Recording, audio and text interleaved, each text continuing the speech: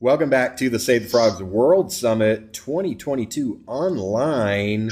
We have Dr. Krishan Kumar Sharma coming from Rajasthan, India, prepared to tell us about the effect of war on biodiversity, in particular with frogs. How's it going, Dr. Sharma? Yeah, perfectly all right. Thank you very much, Carrie, my very dear, close friend, and doing wonderful things in the world for the frogs population. And now I'm just going to start my talk here.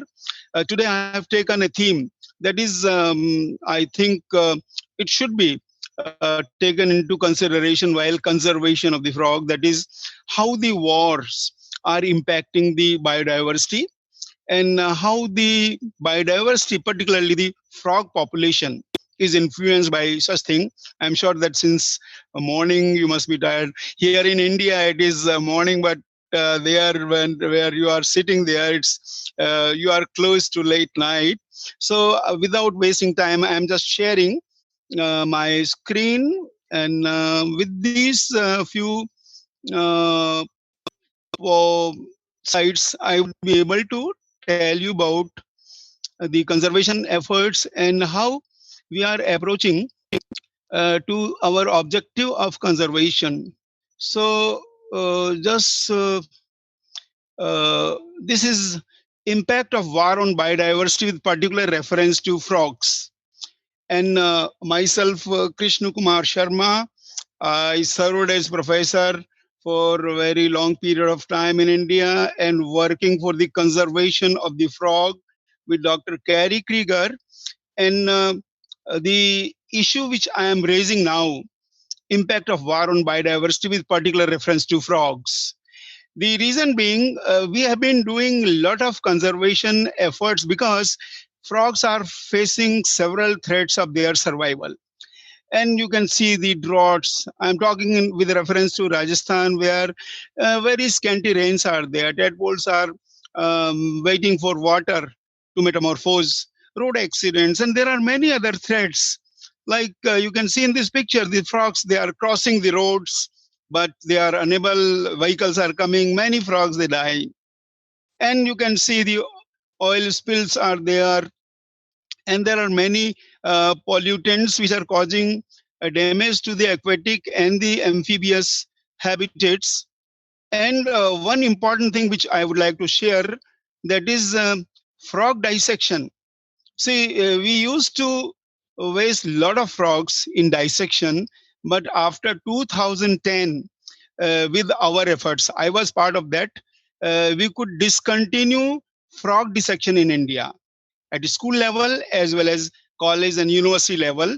So this was a good conservation effort which we made so that these organisms, they survive, they should find, because see, their habitats have been taken up by the human beings.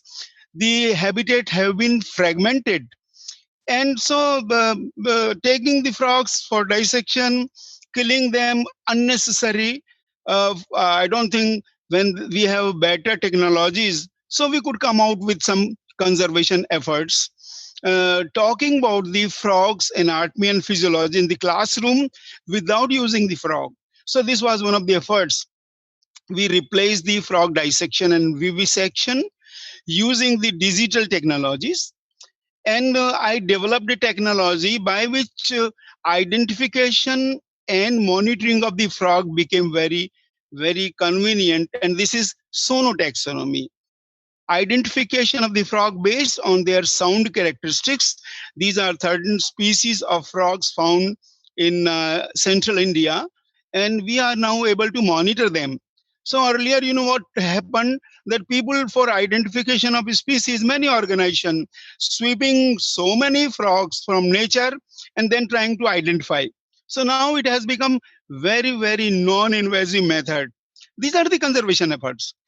Here you can see, whenever there is a drought, my students, my followers, they go to such areas where frogs are breeding. Tadpoles are waiting for the water, but due to drought, they cannot come out as a metamorphosed.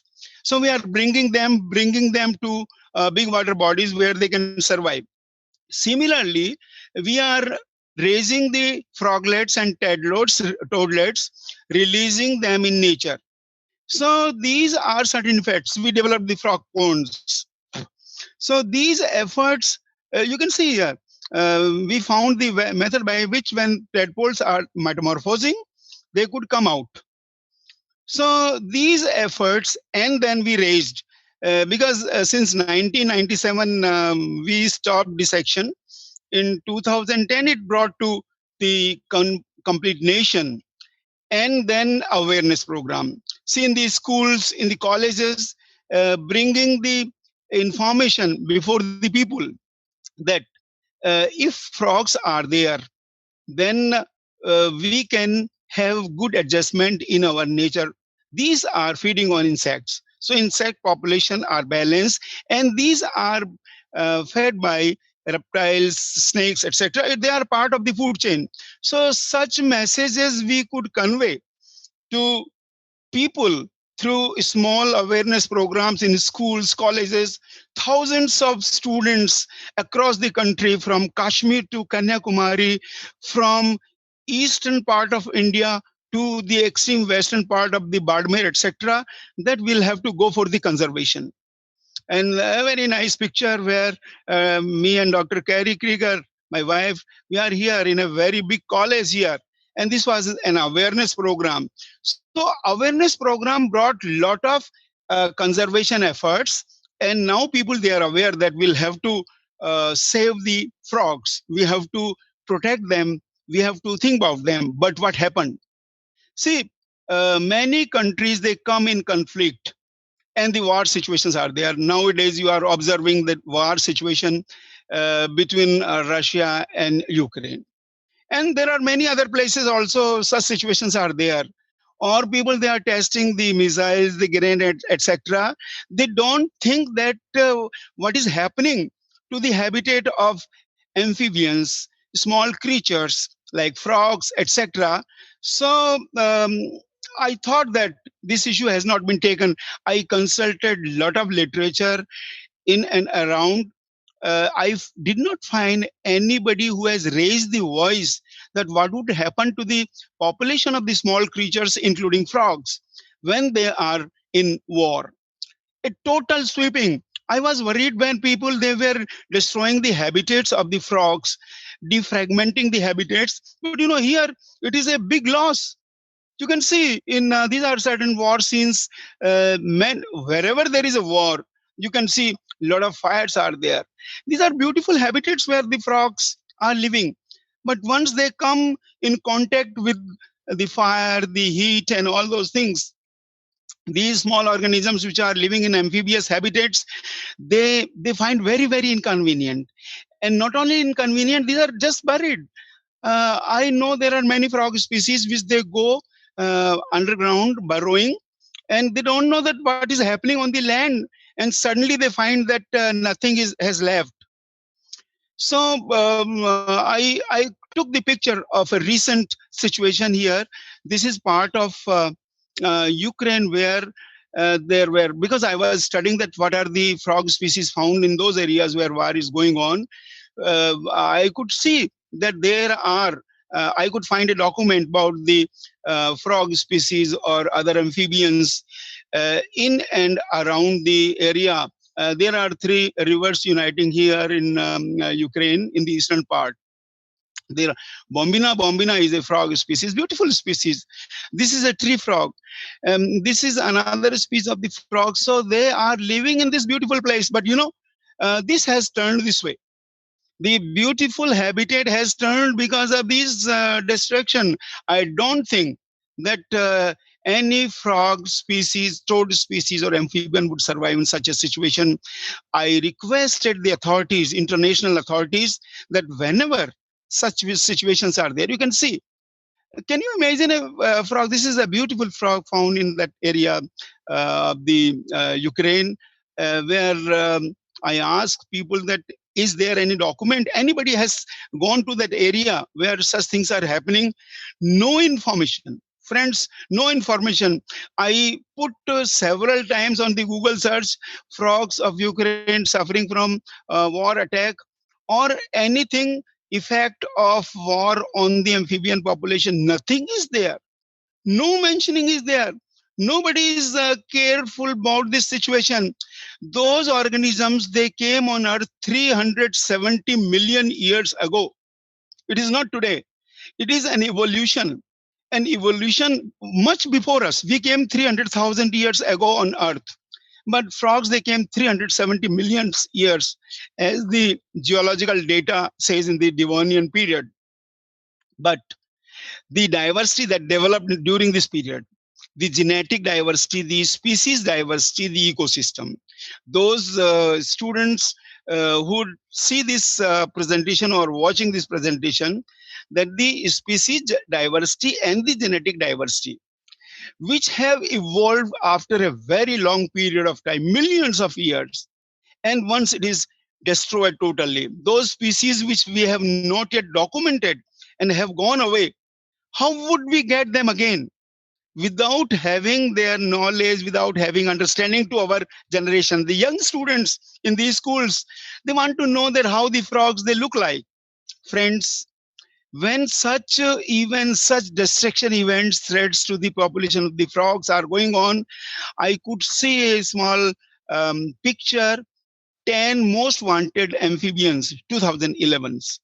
But if such destruction events are going on, including the war, we will have the entire map filled with most wanted amphibian. So this would happen if we don't pay attention. We are going for the conservation, we are protecting a lot, we are putting a lot of efforts all over the world. But what is going to happen if a big mass area is damaged? So I put a recommendation. I have communicated my recommendation to the United Nations also. It is not I am talking here on the World Summit of the Frogs here. I have sent my concern. While doing assessment of loss during wars, there must be survey on the habitats of the organisms affected. Severe penalties be imposed on the alleged countries so that in future they may not think to damage flora and fauna and their habitats with their high power weapons. These were the recommendations. This is a beautiful picture from the first World Summit we had in Kolkata. And so many people in the central India, in Europe, in America, they are interested to conserve. They are carrying the message like I am carrying the message. I am with Dr. Kerry Krieger here. Very, very intelligent person, very cool and calm, but doing excellent work in this world to save the frogs, how to conserve the frogs. So, friends, with these few words, that we should uh, conserve the frogs, not only the local conservation. Now, we should put some global efforts whenever there are damages to the population of the frogs. So, I am keeping my eyes on the screen, and because Dr. Kerry Krieger, and I also know that sometimes there are many questions people they like to ask, that what kind of efforts you are doing, how you are putting your efforts now. So technical efforts we are going to do. We are doing a lot of conservation strategies all over the world. But there are certain attentions which are needed. So when we are thinking about the loss of the big population, a missile can damage millions of frogs habitats, and these habitats may not be regenerated. So I am close to 9:28. I was given time for 15 minutes, and I put 10% time to raise the questions. Thank you very much.